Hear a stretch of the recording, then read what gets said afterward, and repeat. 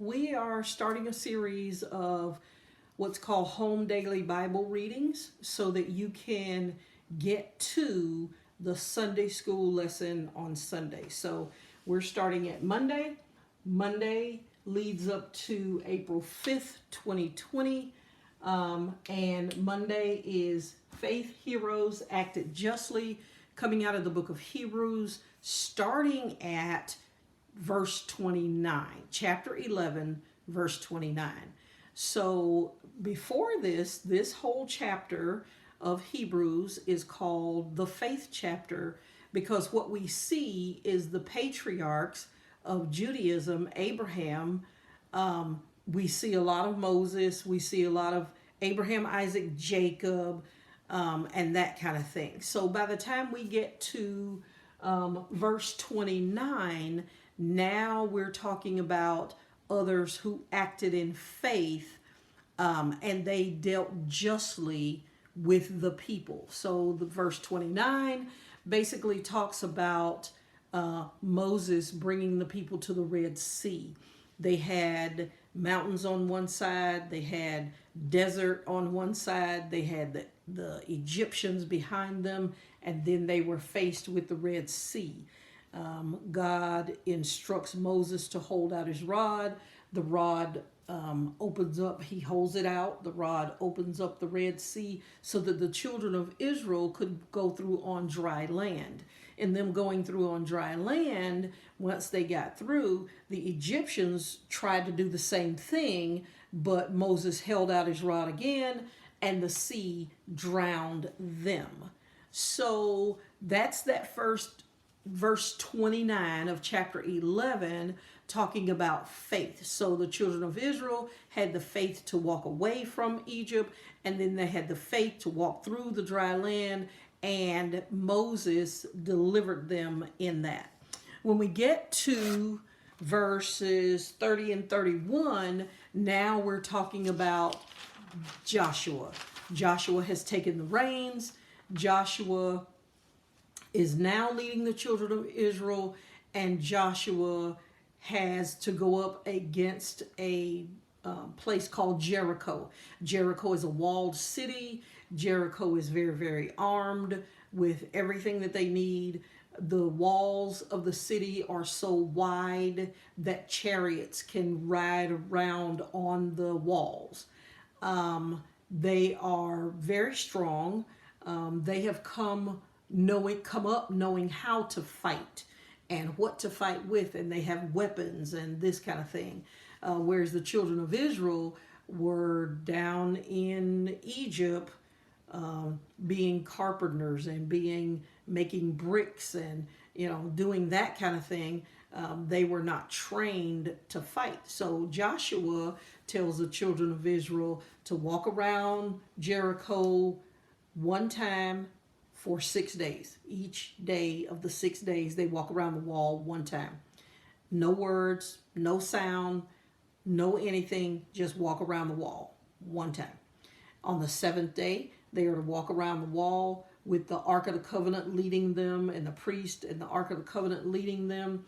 And then on the seventh time that they walk around on the seventh day, then they break the pitchers, blow the horn, and the wall came tumbling down, so says the song.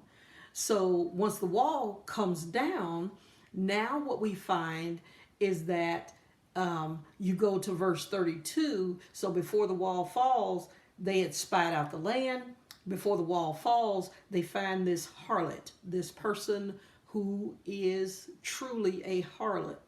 She takes the spies in, and she tells them, all I want from you is to be safe when you come and take over this place.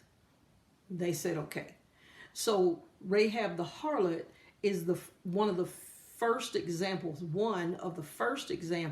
of where God takes in someone who is not a part of that tribe, not a part of the Israelites. He takes them in, he redeems the harlot, giving us to know that it doesn't matter how low you are. You don't have to be a king. You don't have to be a president. You don't have to be big in government.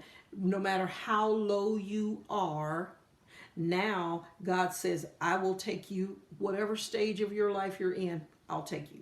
So Rahab is not only saved by Joshua, but Rahab is listed in the genealogy of Jesus Christ. Okay, so now we're at verse 32. Verse 32 still tells you about people. We have left the book of Joshua. We are in the book of Judges. And so this verse 32 tells all about the judges. Not all the judges, some of the judges that judged the people after Joshua is gone. So he starts with Gideon. Gideon is the one that fleeced the Lord. He said, Lord, if you put dew or moisture on the ground and the fleece out in front is dry, then I'll believe you. Then the next day, God had done just that. And he says, wait, Lord, let me see again. If you make the fleece wet and the ground dry, then I'll know that it's you. And then he went on and judged the people. And then after Gideon, there was Barak. Barak is the one who told Deborah that he would not go into battle unless she went with him. And that's exactly what happened. And so he went on to judge the people. And then there was Samson.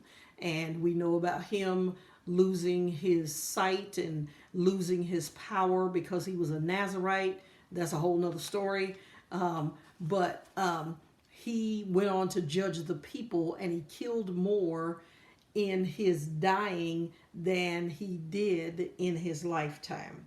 Then there's Jephthah, who made a vow to God and would not take his vow back. And then there's David, who was the king, a king after God's own heart, or a man after God's own heart.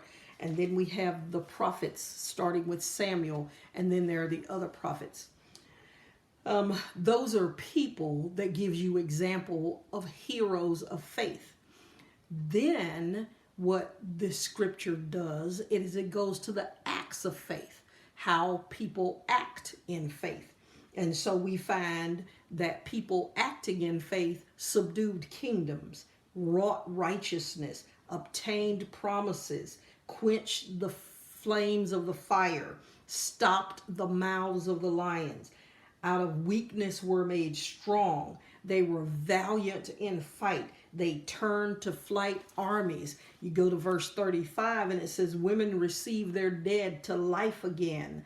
Others were tortured, not accepting deliverance, that they might obtain a better resurrection. This gives us examples of people, heroes, active heroes, action heroes in faith. And this is the first Home Daily Bible reading.